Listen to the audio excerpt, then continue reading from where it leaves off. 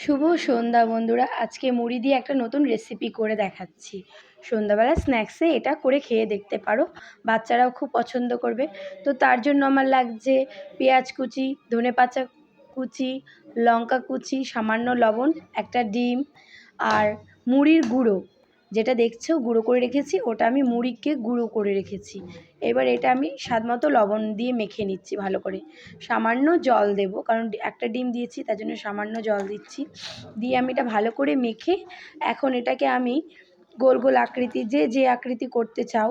আর এটা বাচ্চারা বড়রা সবাই খেতে খুব পছন্দ করবে, কারণ এটা খুব নরম হয়, সফট।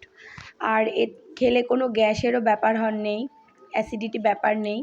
তো তোমরা সন্ধেবেলা কি সকালে কি বাচ্চাদের টিফিনে, স্কুলের টিফিনে এটা করে দেখতে পারো। বাচ্চারা খুব সুন্দর ভালো খাবে, বাড়ির বয়স্করাও খুব ভালো খাবে, কারণ জিনিসটা খুবই নরম।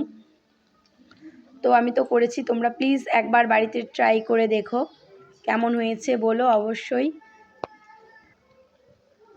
দেখো কত সুন্দর টকবক করে ফুটছে। এটা আমি বেশ লাল ব্রাউন আকার করে ভেজে নেব। এবার এক এক করে তুলে নিচ্ছি।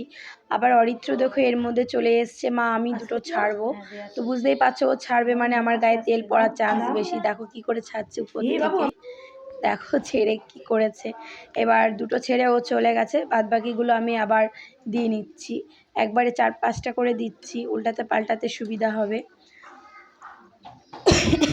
তো আমি এটা সন্ধ্যাবেলা করে দিলাম সবাইকে চায়ের সঙ্গে। দেখো এদিকে অরিত্র বসে রয়েছে, বলছে মাকে দাও দাও। এবার আমাদের এটা